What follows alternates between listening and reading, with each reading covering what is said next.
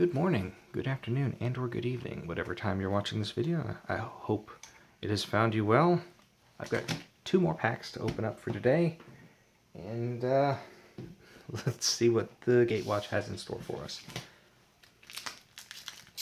I hope everyone had a decent premiere. I have 3 videos into this, 3 days in. Kind of late, but still yet, I hope you all had a great experience. Let's see, McKindy Aeronaut, 2 for 1/3 flying. Not bad. We see a lot of 1/3 flyers and white for 2 mana. Umara Entangler, 2/1 Prowess. Wow. 2/1 Prowess for 2. And it's a merfolk and an ally. Wow, that's actually really amazing.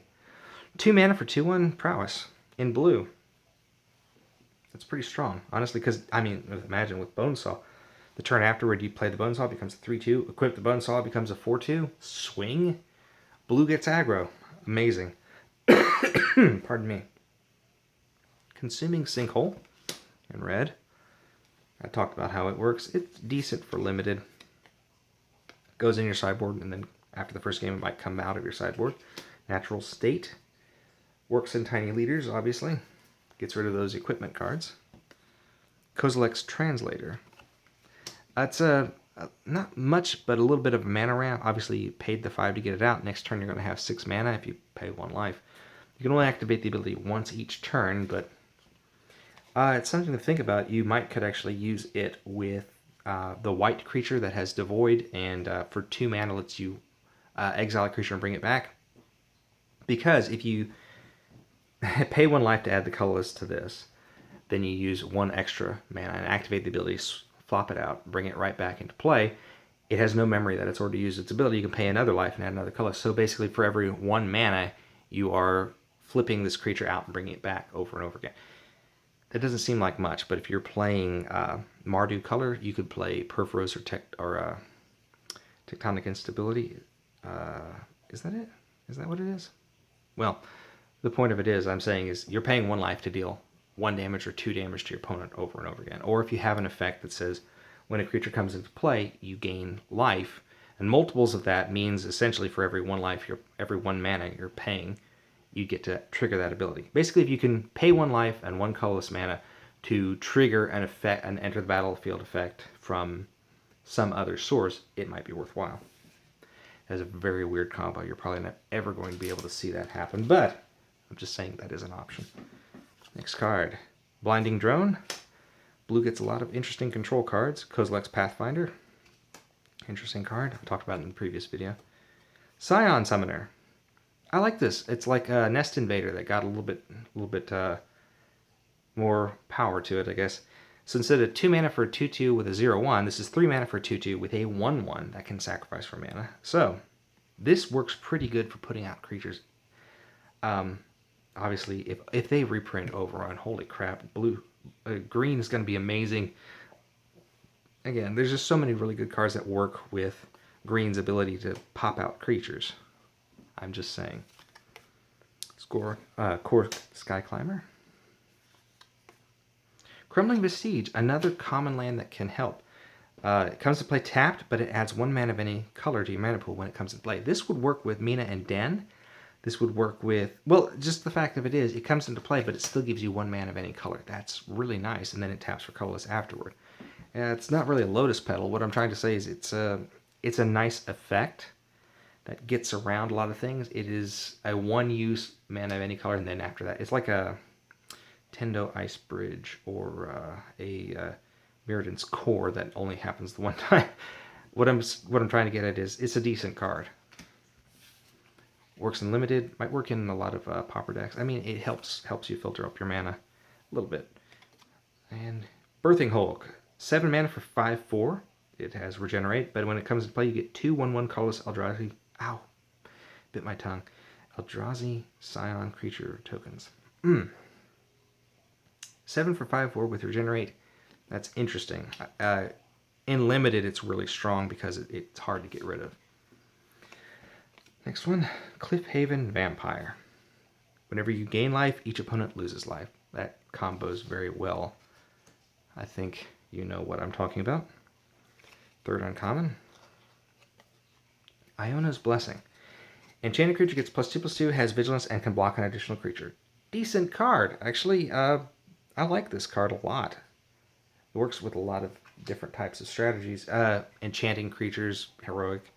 Giving it vigilance means you'll be able to block, but because of the blessing, you'll be able to block even more. And +2/+2. Nothing wrong with that. You essentially get an extra creature out of it, and then some. It's a very good enchantment card. And our land card is a mountain.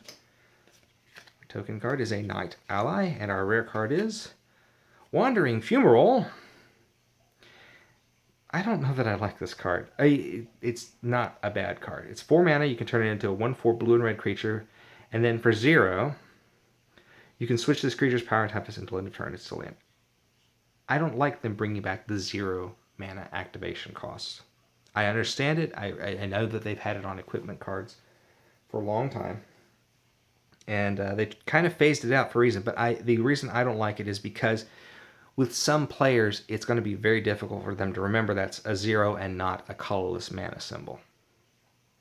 I think this was probably the wrong set to bring back the 0 activation cost. There's an ogre, I think, that lets you equip for 0.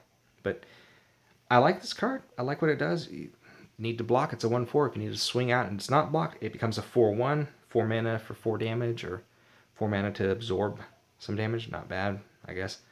There's battlefield tap, red, blue. Breaks the key rune cycle. Not bad, I guess. Alright, let's open up the second pack.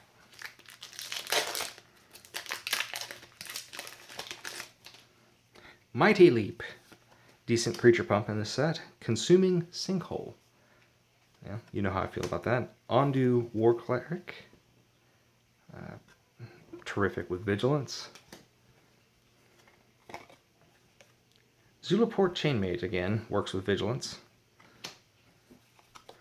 Saddleback Legic. Well, you know how I feel about that. That was in the previous video. Reality Hemorrhage. 2 mana, deals 2 damage to target creature or player, and it is a colorless card. It has no color to it, so you can target protection from red.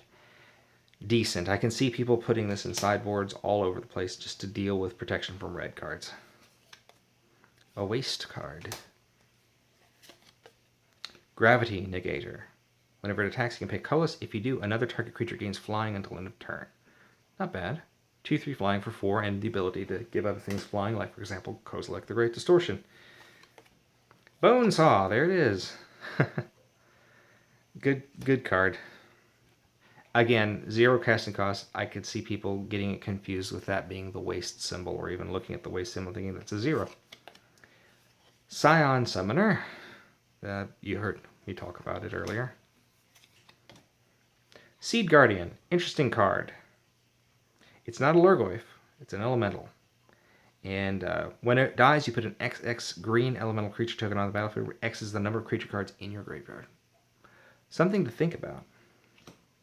Especially in Limited, it's pretty nice because when this dies, it sees itself, so you're going to get a 1/1 out of it. So definitely think about playing it. I could see it going into other decks because it's 3/4 for 4 with reach. It's going to be able to block some things. It's going to be able to swing out and to get some damage in. And as soon as it dies, especially good against like a board wipe, because it will see itself and all other creatures that are in the graveyard that went to the graveyard from that effect, and put out an XX creature, like a Phyrexian Rebirth, but only against what your opponent would use. Grip of the Royal. Tap target creature doesn't untap. Surge for 1/1 blue, otherwise 2/1 blue to cast, and you get to draw a card. Let's see, that's 1, 2, yeah. Wall of Resurgence. I like this card. 3 mana for 0/6 defender, but when it enters the battlefield, you may put 3 1/1 counters on target land you control. If you do, that land becomes a 0/0 elemental creature with haste that's still a land.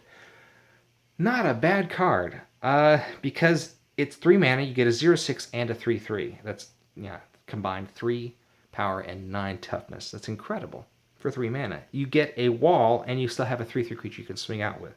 That's unusual for white to have that type of an ability. Let's see. Our full art land is a forest. Very nice forest. Token card is... Oh, we got the elemental. Neat. Aw. It looks just like its parent. And our rare card is Munda's Vanguard. 5 mana for 3/3. Cohort. Tap an untapped ally you control. put a +1/+1 counter on each creature you control. That can work with an ally deck really, really nicely. You want to be able to give your allies vigilance. I can't stress that enough. So, an interesting couple of packs. Nothing really stands out to me too awful much, but I hope we all learned something from opening them up, and I hope you enjoyed the video. I hope you're having a wonderful morning, a wonderful afternoon, and or a wonderful evening, and I hope tomorrow is even better. Take care, everyone.